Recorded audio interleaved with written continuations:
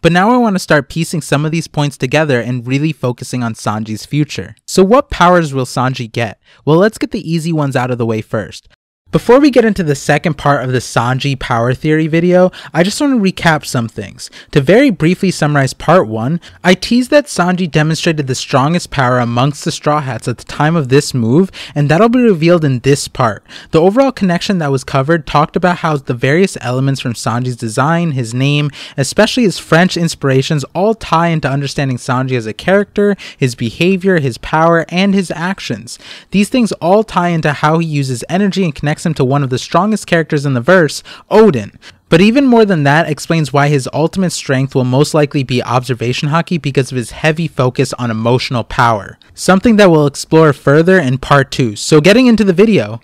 I think that Sanji will become the ultimate master of observation haki, primarily because of his sensitivity to his emotions. His ability to understand and empathize will allow him to create the strongest mind ropes or mantra or observation haki possible. If you don't know what I mean by mind rope, watch my observation haki video. Also, watch that video for the foundational possibilities that might be achievable through just pure observation haki. I think Sanji will be able to read minds like the insight fruit, hide his presence like the com fruit and the clear fruit, and the crazy part is, we've already seen that Sanji is able to, without his raid suit, be able to attain natural invisibility. And I know this point might be contested by a lot of people, and I have a few things to say on it on the whole genetically modified human, cyborg, or haki aspects of Sanji's powers. But I'll talk about that later. I think it's not a coincidence that Sanji had very important interactions with some of the main proponents of observation haki based devil fruits that I highlighted in my previous video, from the clone fruit to the clear fruit, then his love interest in the insight fruit and memory fruit, and Sanji himself is basically the mark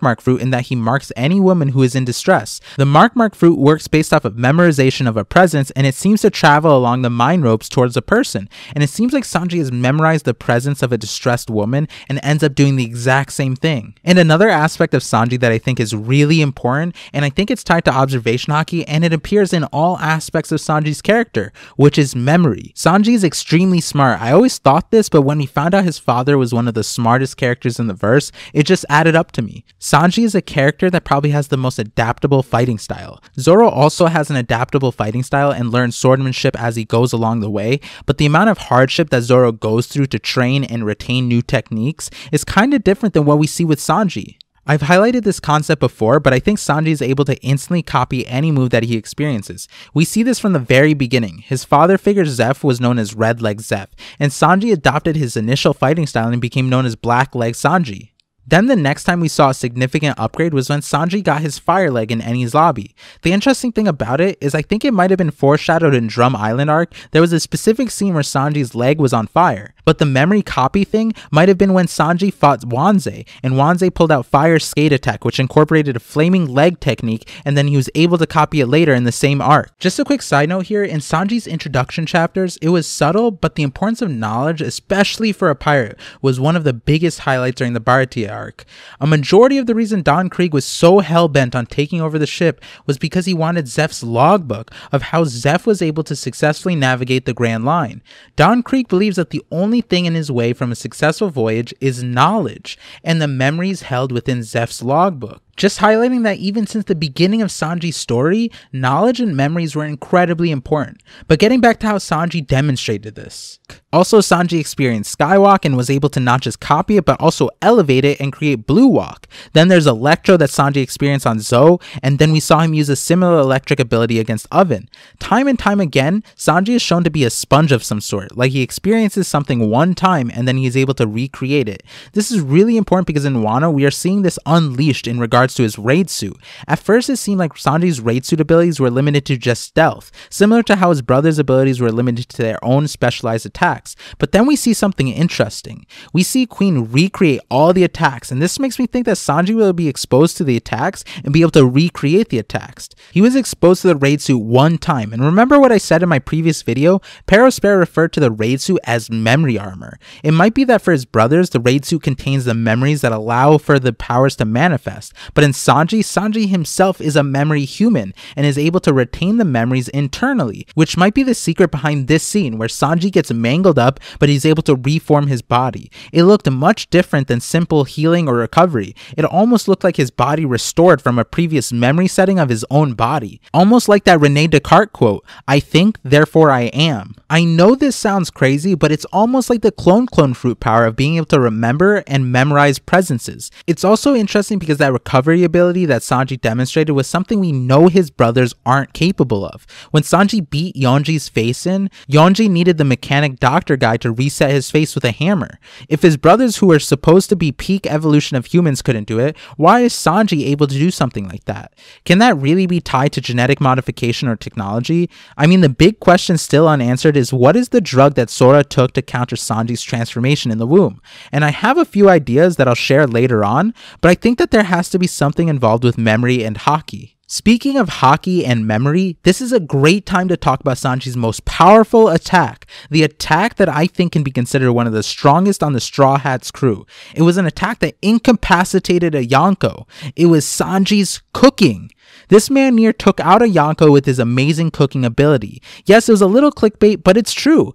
Think about it. He chose not to poison or bomb the cake, which would have been the easier route. Whether or not Big Mom has immunity to poison, we don't know. But I feel like they could have ended the Yonko pretty easily that way. But Sanji refused to do so because of his strong principles. He was so convinced that his cake would be so amazing that she would literally die from happiness and that it would knock her out with his flavors. That sounds like Shokugeki no Soma, but let's be honest, Sanji has had this ability growing since the beginning, and it's a huge part of Sanji as he is the crew's cook. So let's back up a little bit and talk about Sanji's ability as a chef. One of the key things about Sanji is his insane memory when it comes to cooking. He is able to retain new techniques and incorporate it all into amazing dishes, and being able to use a wide variety of ingredients and having almost no limitations when it comes to that. No matter where he is able to whip up amazing dishes, and even we see before the time skip, he has a really solid medicinal level of understanding of food nutrition. That takes a profound amount of memory. There was a side story with Sanji where in the Alabasta banquet, Sanji demonstrated his ability to learn and perform new cooking techniques perfectly on his first try. He was also demonstrated to learn the 99 Nukama attack recipes fairly easily. This is an amazing ability which again we see get translated into his fighting style as he experiences an attack one time and then is able to copy the attack. But going back to the cooking part, there's a whole other side of it that I think should be talked about, which is that I think Sanji may be able to imbue his cooking with haki, not too different than the swordsmen that created cursed swords or the entities that created devil fruits, imbuing a will or history onto an object. Sanji can literally create cooking that evokes emotions out of people. Honestly, his cooking is not too different than some of the devil seed users like Django and Miss Golden Week that I talked about in my previous video.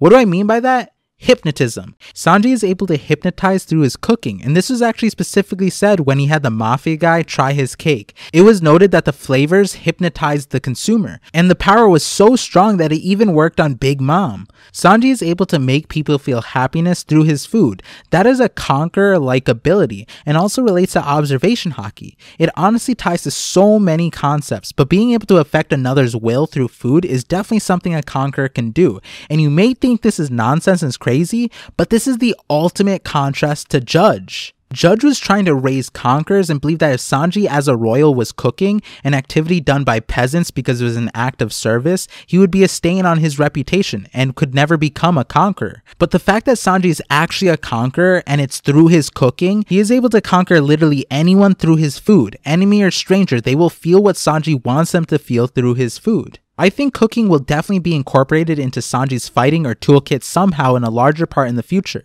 We see his cooking literally restore spirits like it did to Luffy in Whole Cake Island, and that's without the 99 attack recipes from Ivankov's kingdom, which those recipes seem like a stepping stone towards this concept. I think it all culminated in Sanji being able to imbue his food with his willpower.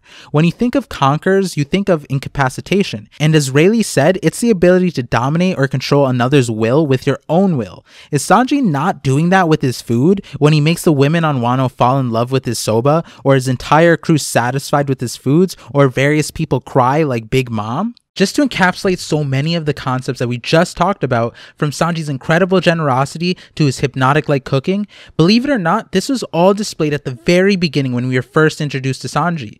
If you remember Sanji's incredible display of generosity and kindness with Jin, he saw Jin starving and could not refuse him service, given Sanji's backstory. Jin was incredibly grateful and said he had never tasted anything so delicious and that he didn't deserve this. Now later on in the story, we find out what kind of man Jin is. According to Don Krieg and his crew, Jin is a cool-headed, trusted demon man that will torture a man to death heedless of his screams and doesn't have an ounce of mercy. He was supposed to be Don Krieg's most loyal man and never refused his orders. But in the end, after Jin defeated Sanji, he could not bring himself to kill Sanji because Sanji's kind actions. Now yes, Sanji had a sob story and was nice to him, but this was a man that had a history of having no mercy. Someone just being nice to him is kind of a stretch to just change him. I mean, it didn't work on Don Krieg. It would make sense to me that Sanji's cooking is what was the catalyst to reform Jin to the point where Jin took out his own captain that he respected so much and while doing it thanked Sanji. The character change was so absurd that these are the exact words Don Krieg said.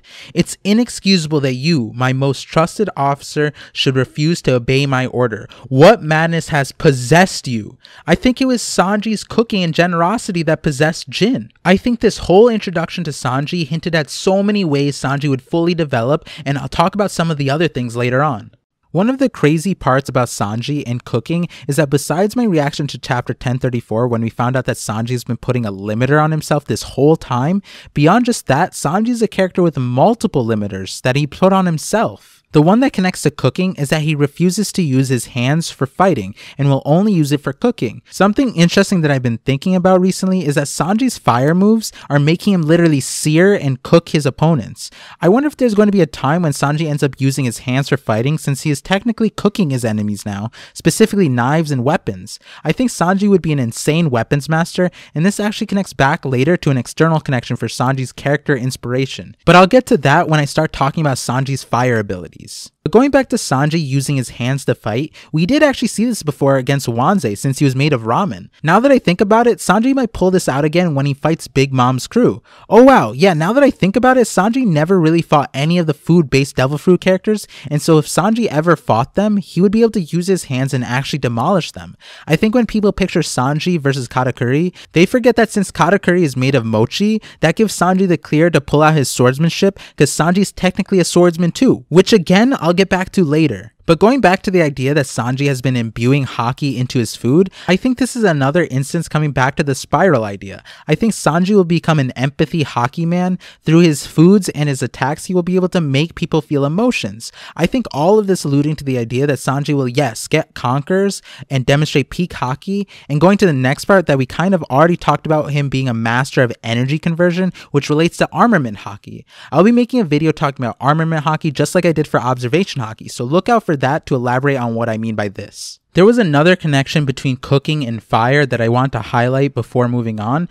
and I feel like it's intuitive, but it was highlighted even further by this French lawyer, and I'm not going to act like I can pronounce it properly, but Jean-Brias Savarin, who wrote one of the most famous books about food called The Physiology of Taste. This is what he says in his book about the philosophical history of the kitchen. Cookery is the most ancient of arts, for Adam must have been born hungry, and the cries of the infant are only soothed by the mother's milk. Of all of the arts, it is the one which has rendered the greatest service in civil life. The necessities of the kitchen taught us the use of fire, by which man has subdued nature. Looking carefully at things, 3 kinds of cuisines may be discovered. The first has preserved its primitive name. The second analyzes and looks after the elements. It is called chemistry. The third is the cookery of separation and is called pharmacy. Though different objects, they are all united by the fact that they use fire. As we mentioned before, we have seen all 3 kinds of cooking demonstrated by Sanji, but even more so, the line that says cooking is the greatest service is very fitting for generous Sanji. But more than that, the kitchen taught us the use of fire, by which man has subdued nature. We know Sanji has a tolerance for fire and a familiarity in the early chapters. We catch Sanji saying, "You can't be a cook if you're afraid of fire." So naturally, the next thing I want to talk about after Sanji's cooking ability is his strongest ability now, and what I think is related related to elemental haki, the fire leg ability that Sanji has. Sanji himself has said that this ability stems from his soul and his passion. The thing about fire, as I highlighted in my elemental haki video, is that it's not just Sanji and King that have demonstrated an aptitude for fire. We now have examples of normal users conjuring fire, then the peak of fire ability being the flame fruit that Sabo currently holds. But in between there's Lunarians who seem to expel heat as a form of energy conversion, then there's Doflamingo who has fire strings, there's Wanze with fire skates, and Luffy with Red Hawk. I already explained in a previous video that one of the precursors to manifesting fire seems to be an intimate experience with fire, and all the characters mentioned have a significant scene where they endure flames, and then Sanji being a cook is what gives them the familiarity with flames. And I think the specific note on Luffy and Sanji is that they may show us examples of how to manifest the flames. Let's start with Luffy. Luffy's ability with fire manifests specifically, at least non-canonly, the first time when Luffy refused to take any more Ace slander, and his memory and passion for Ace brought forth the ability the first time. We often see Luffy bringing out this ability when he is more emotional or angry. I think the most notable time for me is when he found out that Tama was hurt. Knowing Ace tried to protect her too created one of the most powerful Red Hawk abilities I've seen, at least besides in Wano. The connection here to Sanji is that Sanji also seems to have initially started out with this fire leg specifically when he is angry or full of hatred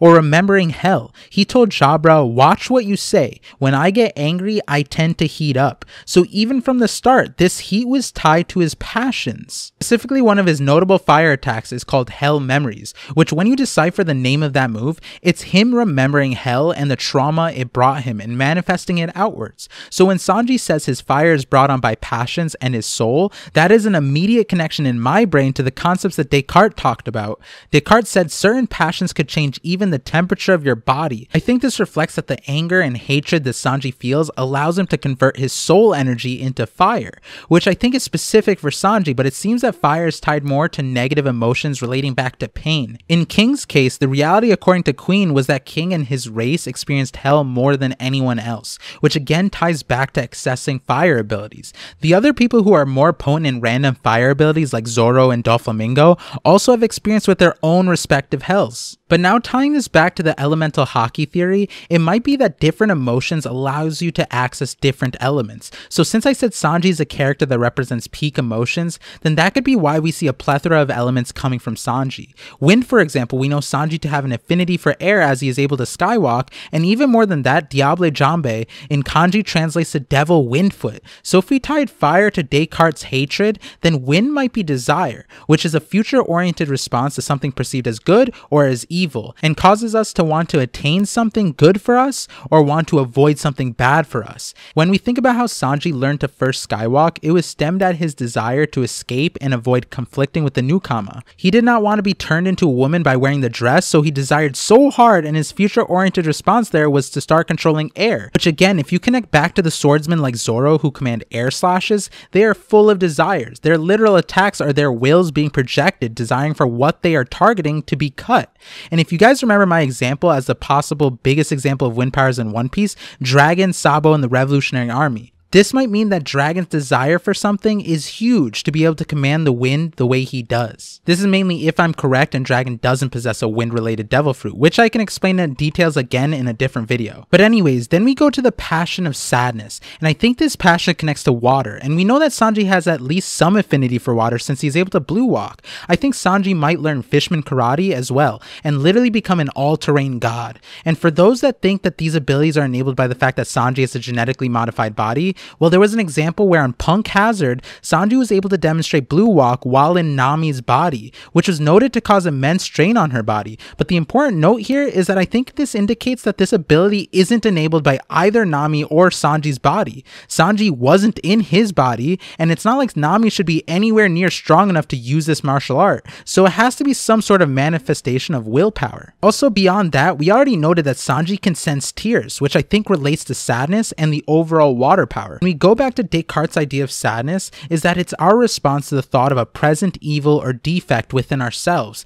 and causes us to feel a sense of listlessness, discomfort, pain, stemming from the feeling that we possess the defect or evil. Then when you think of the race that is most associated with water control, it's the fishmen. Their entire race is ostracized and isolated because they are labeled as savages. Jinbei is a character who is so forgiving and honorable and puts the burdens on himself. It might be that they have an innate understanding of sadness more so than others given their macro situation. An example is when Otahime was able to force mass crime because everyone was sad about the thieves' unfortunate predicament, and ultimately the shared sadness brought them together. Fisher Tiger was noted to be one of the most prominent fishmen, and this was the line that directly connects Descartes' perspective on sadness, when Fisher Tiger says, "The thing I fear the most is the demon inside me." This innate feeling that they were the evil, that they were the defect, is something that the world had told fishmen and merfolk for as long as we have known. This sense of sadness tying into fisherman karate and tears goes even deeper when we look at the people who we know who are not fishermen that have learned fisherman karate. Let's talk about the first one, Koala. Well, first, I think there's a larger grouping here, and that is slavery, that we'll connect back to in a second. But Koala was a celestial dragon slave that experienced true terror for what we can assume to be nearly 11 years or her whole life. She was so traumatized that she had to lock up her emotions to be able to tolerate her life as a slave. In no circumstance was she allowed to cry, and she was conditioned to lock it up. It wasn't until Fisher Tiger confronted her and showed her that they were not a threat and that she could cry and to let her emotions flow. She then burst into tears. The other person that I want to tie this concept to is Robin, because she is a non-fishman who has learned and shown fishman karate. In a lot of ways, Robin demonstrates a lot of the same connections as Koala and the inhibition of her emotions for survival. Robin had her own significant moment of tears where she finally allowed her tears to flow and her emotions to be let loose, and it was Luffy who opened those gates. The concept of emotions flowing is really important here. A lot of the characters mentioned, Sanji, Koala, Robin, all have had ties to some form of slavery or oppression. They were in situations where they had to suppress their emotions, or they were incentivized to suppress their emotions for survival. Each one of them experienced versions of hell, and because of the emotional suppression and then the ability to then express the emotions might allude to their understanding of being able to create energy flow, which again ties back to Descartes' concept of how passions move the soul. As a side note, this line of thinking gave me a very interesting thought about the slaves in One Piece and the legend of the sun god Nika, and just the representation of the sun. It's interesting because based on all the things I've said, it sounds like all slaves would be able to manipulate water because of their experience with sadness and oppression, and maybe that's why all fishermen, even generationally, are able to manipulate water. But the other thing that slaves probably share in sentiment is deep hatred and resentment, which would be the passion that controls fire. So maybe the sun god was someone who rallied and enraged the slaves and allowed them to burn Mary Joie down and released all the slaves at the same time. Maybe those slaves had such deep hatred that they became fire and actually didn't survive because, as we know, Sanji through his hottest fire has to temper it or else he risks burning himself. So if the slaves unleashed their emotions to the full extent, they might have just burnt themselves, which is why the sun god was purely a legend that no one really knew about. Which brings us to another part of the fire control, which I think is interesting: heat tolerance. In recent chapters, we learn that Sanji actually has to tolerate the heat of his fire, and because of his haki and now exoskeleton, he's able to burn his fire abilities even hotter than ever before. I talked about this in a chapter reaction video about how this concept is fairly new, where armament haki has now been confirmed to provide heat tolerance. This is something that yet again connects Sanji to Odin, because Odin displayed an insane level of heat tolerance as he was able to endure being boiled in oil for an hour straight.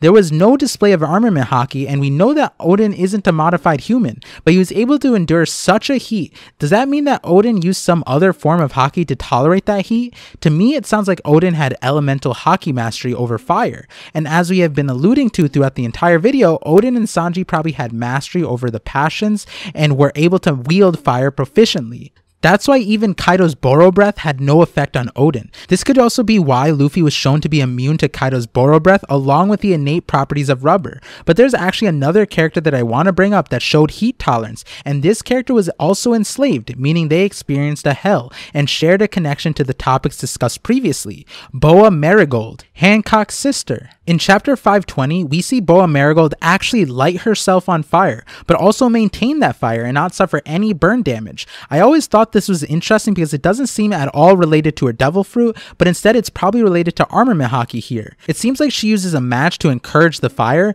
but then is able to then expand it and maintain it, which alludes to some sort of fire manipulation. But the tolerance to heat here was probably armament haki, which we wouldn't have seen at the time because it was pre-time skip, but also the island was known to be proficient in armament haki, and the Boa sisters probably had peak levels of armament haki. I also want to note something that I see a recurring trend with. It seems like each person the Straw Hats have fought, especially in the pre-time skip, may be indicative of what their end of series output will be. I think specifically the first opponent for each Straw Hat might be significant. For example, I tied Usopp to Django's ability of word manifestation. Sanji also has the same thing actually. His first opponent was not Jin. It was actually Pearl. If you don't remember, it was this guy who was reported to be an invincible iron wall. He was reported to not lose a single drop of blood in battle and come out of his fights without any cuts, and specifically fought by protecting his whole body.